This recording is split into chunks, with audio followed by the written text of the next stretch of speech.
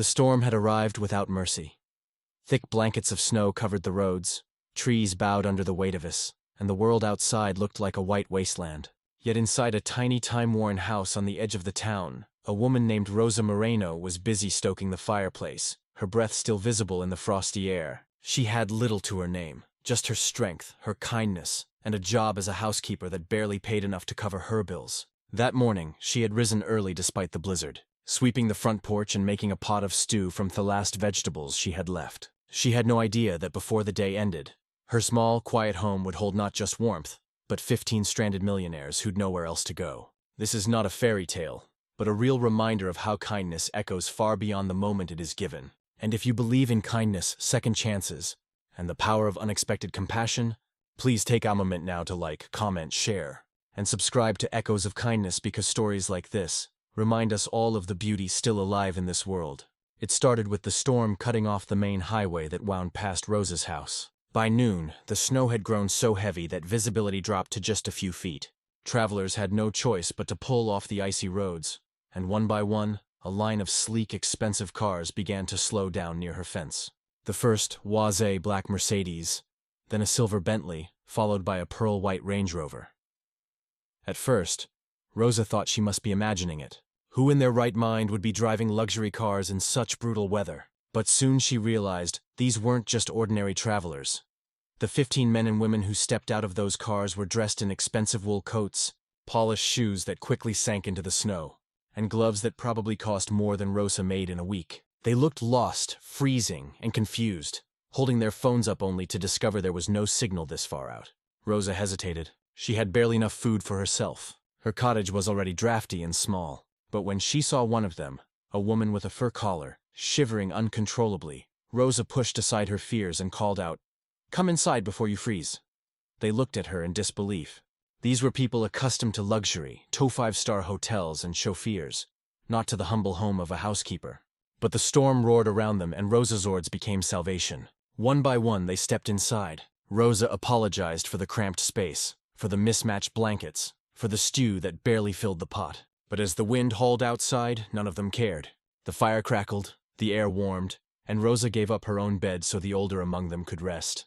All night long, Rosa worked. She brewed tea with the last of her herbs, offered slices of bread she'd been saving for the week, and even sang softly in Spanish to calm the fear in the room when the power flickered out. And as she moved between them, something incredible began to happen. The millionaires, so used to being served, sat together on her worn carpet, their expensive watches catching the glow of the firelight, and they talked like ordinary people. They spoke of childhood, of losses, of regrets, of how money had never truly shielded them from loneliness. Rosa listened without judgment, her tired hands pouring tea, her gentle eyes reminding them of something they had all forgotten, the comfort of being cared for without expectation. By morning, the storm had eased, and the road was slowly becoming passable again. Rosa woke to find her guests already on their feet, buttoning their coats, preparing to leave. She expected nothing from them. Not gratitude, not money, not promises. She only asked them to drive carefully. And as the last of their cars disappeared down the snowy road, Rosa sat ahead, wondering if she had done enough, if they would even remember her after stepping back into their worlds of wealth and power. But Rosa had no idea what awaited her the next day. At sunrise, the quiet lane outside her home thundered with the sound of engines. One after another, cars pulled up, sleek, shining, expensive, until the snow-banked road was lined with more vehicles than Rosa had ever seen in her life. She counted in disbelief. 10 cars, then 20, then 50. By the time she stopped, there were 135 cars stretching down the road, filling the morning air with exhaust that steamed against the cold. Out of them stepped men and women dressed in elegant suits and fine coats, each holding something in their arms: boxes of food, bags of clothing, blankets, envelopes. Word had spread overnight. The 15 millionaires Rosa had sheltered had called their friends, their partners, their colleagues. They had told them of the housekeeper who had opened her door with nothing to give but kindness. And together they had returned, no empty-handed, but carrying gratitude in every form they could manage. They brought new furniture to replace her broken chairs. They filled her pantry with food that would last months. They gave her envelopes heavy with checks, some marked with more zeros than Rosa had ever imagined. But more than that, they brought a promise that her life would never again be defined by scarcity or loneliness. Neighbors peeked out from frosted windows, stunned at the sight of so many cars outside Rosa's tiny home. Children pointed as movers carried in appliances as men in tailored suits shoveled snow from her driveway. Rosa herself stood frozen in the doorway, tears streaming down her cheeks as she whispered, "I don't deserve this." Yet every face that turned toward her carried the same reply, "Yes, you do."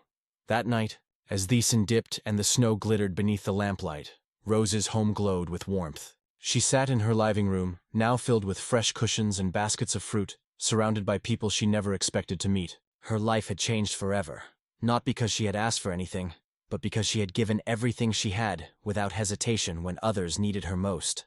And that, dear friends, is the power of kindness. A single act given freely can ripple outward until it transforms not just one life, but many. If this story touched your heart, if it reminded you of the goodness that still exists in the world, please don't forget to like, share, comment, and subscribe to Echoes of Kindness. These stories live in through your support, and together we can spread hope further than we ever dreamed. Before we close, I have a special request. Drop a comment below and tell us what's the greatest act of kindness someone has ever shown you or that you've shown another. Your words may inspire someone else to believe in kindness again. And so Rosa Marino's story ends not with the silence of Snowstorm, but with the echo of engines, voices, and hearts united by compassion. She began as a housekeeper with little more than a warm fire and an open door. But she became something much greater, our reminder that even in the coldest storm, kindness is the light that guides us home.